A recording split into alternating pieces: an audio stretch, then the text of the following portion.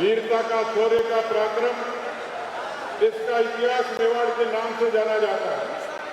लेकिन क्योंकि मैं देख रहा हूं कि बड़ी संख्या में आदिवासी बहन भाई, मैं लगभग 40 वर्षों से राजनीति में हूं।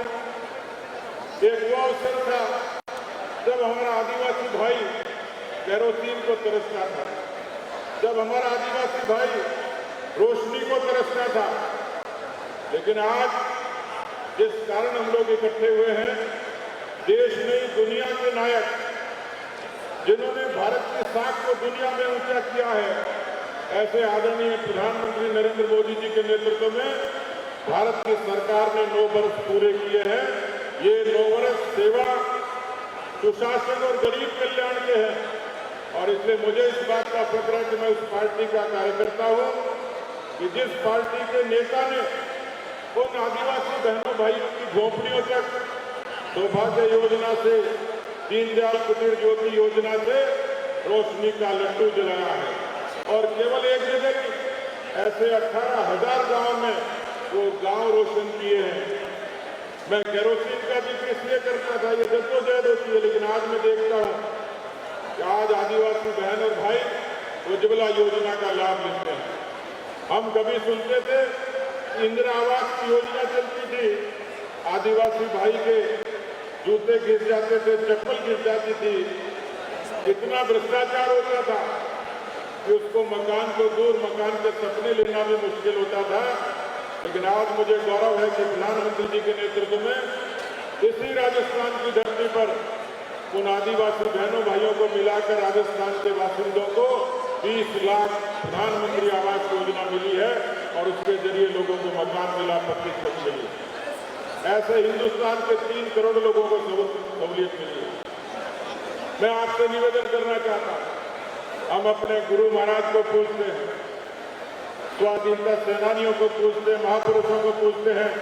मैं आप सबकी तरफ से मोदी जी का अभिनंदन करना चाहूंगा कि जिन आदिवासी बहनों भाइयों के लिए जल, जंगल और जमीन का संघर्ष भगवान बिरसा मुंडा ने किया, उन बिरसा मुंडा जी की जयंती को राष्ट्रीय गौरव दिन घोषित करने का काम देश के प्रधानमंत्री जी ने किया है। और इसलिए मैं चाहूंगा कि एक बार भगवान बिरसा मुंडा की जयंती को गौरव दिवस में मनाने के लिए प्रधानमंत्री जी का उदयपुर की जनता की तरफ से आप सब लोग जोरदार अभिनंदन करें, तालियां बजाकर।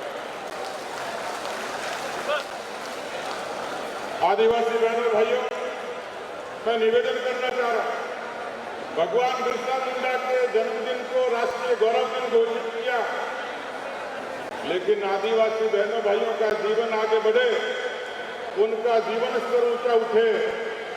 और इसलिए हिंदुस्तान की जितनी तमाम सरकारें आई, उनके बजट का छोटा पैसा होता था।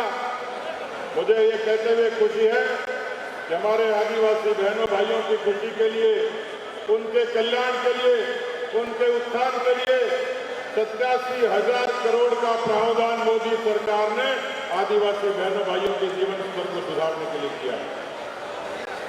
आदिवासी बच्चे पढ़े, क्योंकि यदि ईश्वर के नजदीक कोई समाज है, प्रकृति के नजदीक कोई समाज है, हमारा जनजाति समाज है।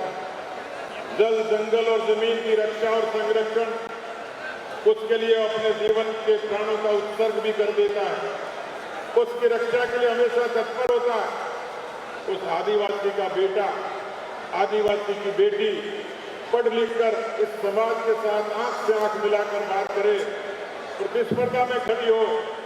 मुझे ये कहते हुए खुशी है कि देश की मोदी सरकार ने उन जनजाति के बच्चों की पढ़ाई के लिए 3,000 करोड़ रुपए का प्रावधान किया, 2,700 करोड़ रुपए से भी ज्यादा प्रावधान किया। और इसलिए मैं देखता हूं किस तरीके से आदिवासी बच्चियां स्कूलों में जाती हुई दिखती हैं। और इसलिए जितनी योजनाएं इस सरकार की रही, वो चाहे जनधन हो, मुझे अच्छे तरीके से ध्यान है, देश के प्रधानमंत्री हुए, वो कहते थे कि मैं 1 रुपया भेजता हूं, लेकिन आदिवासी के घर तक 15 पैसे पहुंचते हैं, 85 पैसे कहां जाते हैं किसी को अता पता नहीं था। लेकिन मैं निवेदन करना चाह रहा हूं, एक फैसले, लोग कहते हैं कि भ्रष्टाचार पर अंकुश कैसे पड़ा, एक आदिवासी भाई के मजदूरी की कमाई, छात्रवृत्ति, दिव्यांग की पेंशन, विधवा की पेंशन, मजदूर की पेंशन, उसके लिए चक्कर लगाने पड़ते थे, भ्रष्टाचार का तांडव होता था। आज देश के प्रधानमंत्री जी के नेतृत्व में 43,000 करोड़ खाते खुले। हमारे आदिवासी भाइयों के हक का पैसा, पूरा का पूरा पैसा उनके खाते में जमा होता है। ये देश के प्रधानमंत्री का आदिवासियों के प्रति समर्पण है। मैंने जैसे कहा आपको, उज्ज्वला के जरिए, आयुष्मान के जरिए, आवास के जरिए, ये तमाम वो योजनाएं थी जन जन के जरिए, जिसके जरिए आदिवासी बहनों भाइयों का जीवन बदला है। इस पूरे मेवाड़ अंचल में जिस तरीके से हम हाईवेज का विस्तार देखते हैं, जिस तरीके से हम रेलवे के कनेक्टिविटी को देखते हैं, पिछली बार प्रधानमंत्री जी गोविंद गुरु के धाम बांसवाड़ा पधारे थे, मानगढ़ आए।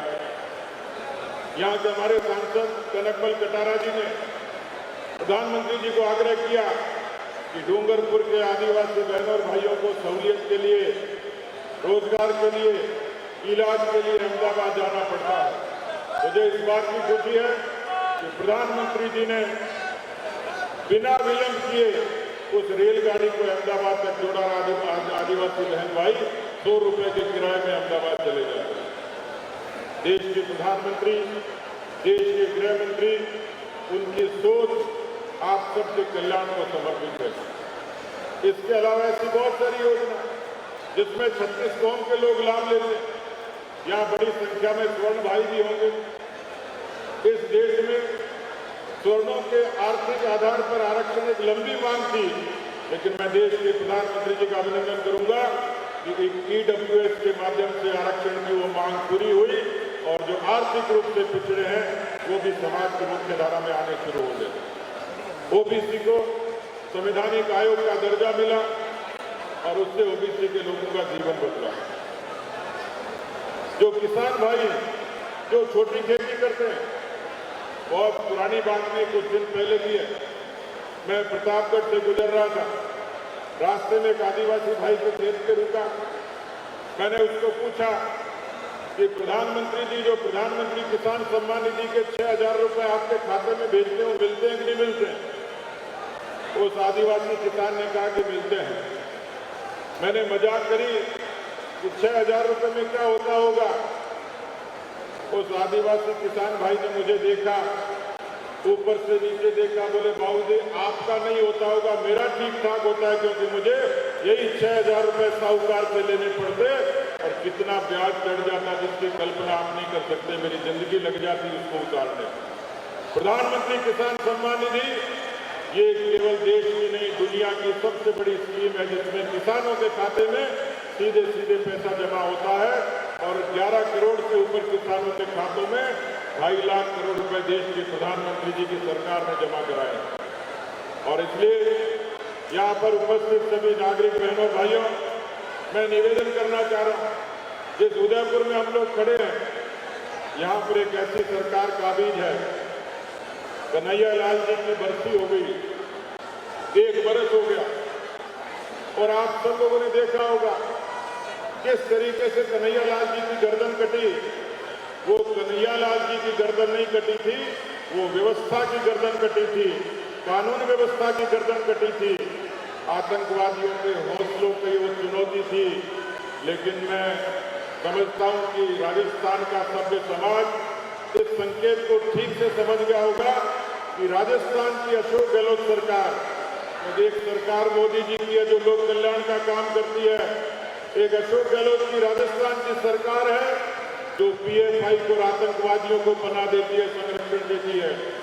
ये वही सरकार है जो हिंदू नववर्ष पर रामनवमी पर प्रतिबंध लगाती है और हिजाब के मामले में पीएफआई को रैली निकालने की परमिशन देती है।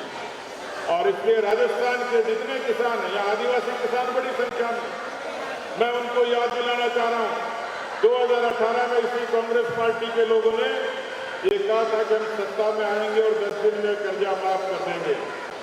आज 1500 से ज्यादा दिन हो गए, राजस्थान के 9,422 किसानों की जमीनें नीलाम हो गई। उसमें आदिवासी बहन भाई भी हैं जिनकी न जमीनें नीलाम हो गई। एक आदिवासी का बच्चा कोचिंग लेकर जब पढ़कर रोजगार के लिए जाता है और परीक्षा देने के लिए जाता है तो पता लगता है पेपर लीक हो गया। उस पेपर लीक ने माँ बाप के सपने भी तोड़े, नौजवान के सपने भी तोड़े। राजस्थान के अपराध की कथा कहूं तो बहुत कम होगा। 9 लाख से ज्यादा मुकदमे आज तक किसी सरकार के राजकाल में दर्ज नहीं हुए।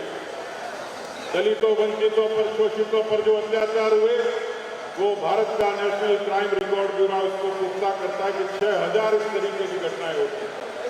17 बलात्कार रोज होते हैं, 7 हत्याएं रोज होती हैं। ये अशोक गहलोत सरकार की कानून व्यवस्था की बातचीत है। और जो आदिवासी बहन भाई इन कांग्रेस पार्टी के भ्रष्टाचार से पीड़ित था, आज अशोक गहलोत की सरपरस्ती में उसी तरीके से आज भी उसका शोषण होता है।